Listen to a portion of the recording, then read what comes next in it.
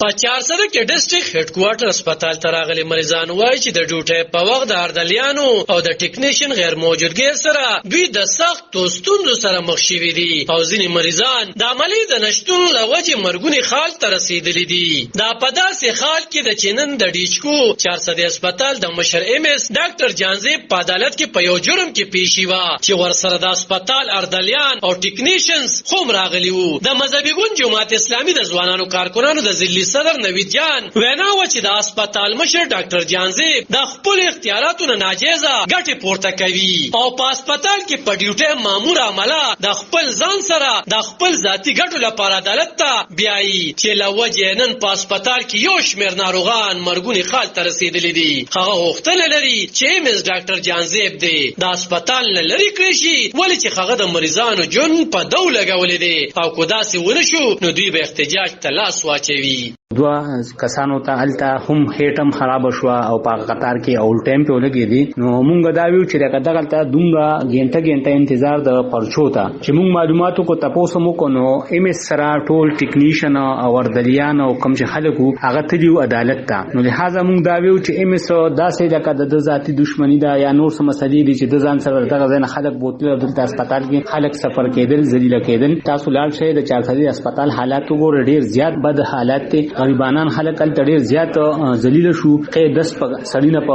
هغه کې لاړ شي په لار کې په لار کې نو دا څومره مشران خلک نو دا څومره د ظلم خبره ده دغه نه ډیر خلک زنانه او چې کوم دا سلاړي نو الته او ته پرچینه ملاوي دي په امرجنسي کې دا خو د امرجنسي کې کې 10 چا 50 شو امرجنسي کې سي دی ورته چې نام صرف د اکسیډنټ پرچی ورکو د ایم اس په ما باندې ایم اس مونږ ته ویلي چې صرف د اکسیډنټ پرچی ورکوي نور بنور کوي او په ګنټو په قطارونو کې انتظار او کچې دا غو نشو موږ به د خلاف احتجاجونه کوو. بل خو د صحت ماهرین د روغتونونو د مشرانو په دغه رویه خفګان څرګند کړي دي او ویلي چې ډاکټر او د هسپتال د لاندې کچې عمله لازم او ملزوم ده او کو دغه نوي نو منفي اثرات په مریضانو پریوتی شي. د 400 د ینګ ډاکټرز اسوسییشن مرسیال صدر ډاکټر شاهد ایوب وایي چې ډاکټر یوازې داروګان په هسپتال کې د مریض داخلول او ټیسټونه تجویز کوي نو کو دغه عمله نوي نو بیا مریضان بهر د خپل پیسو نه کار اخلي او د سرکار د علاج داوا بے ځای ښکاري.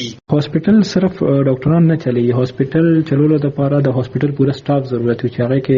ډاکټرز وي هغه کې نرسز وي هغه کې ټیکنیشنز وي هغه کې سویپرز وي هغه کې اردلیان وي او هغه کې چې کم د ایڈمنسټریشن کې کلرکس وغیرہ دي دا ټول شامل شي نو د هاسپټل سټاف ته جوړ شي. ډاکټر کار چې دنو هغه مریض ته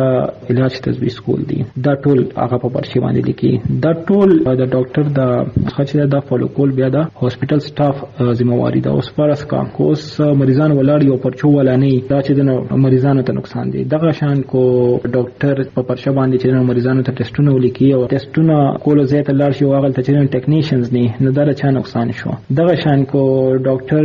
په پرچه باندې مریض ته اډمیشن ولیکي وارد کې داخلولو لپاره او اغل ته چې د اردلیان نه نو دام د مریض نقصان شو دغه شان کم وارډونه کې صفائی ضرورتي سویپرز نه دا ټول چې د مریض نقصان دی د سره د هاسپټل ټول نظام ګډوډ شي. نو زما په خیال خو دا ډیره غلطه خبره ده چې د هاسپټل سټاف کم چې د مریضانو خدمت لپاره دی او د غي ډیوټي ګورنمنت په هاسپټل کې لګولې وي او هغه د خپل ډیوټي زی پریدي او د هاسپټل مشر سره عدالتونو ته زی صرف د لپاره چې هغه ته سپورټ ورکړي او خپل عدالتونو ته خپل سټرنګ خي نو زما په خیال خو دا ډیره د افسوس خبره ده. بل خو میډیا ته ډاکټر جانزیب ویلي دي چې کم تنان د سر عدالت ته تللی وو نو د هغوی ډیوټي په ایونینګ یعنی ماښامي شیفټ کې وه خو د هسپتال سرچینې بیا وایي چې دغه کې زیاتره عمله د ډیوټۍ په وخت کې ایم اس سره عدالت ته تللی وه د څه له وجې چې مریضان سختو مشکلاتو سره مخ وو. علب خان شیرپو دلبر نیوز 400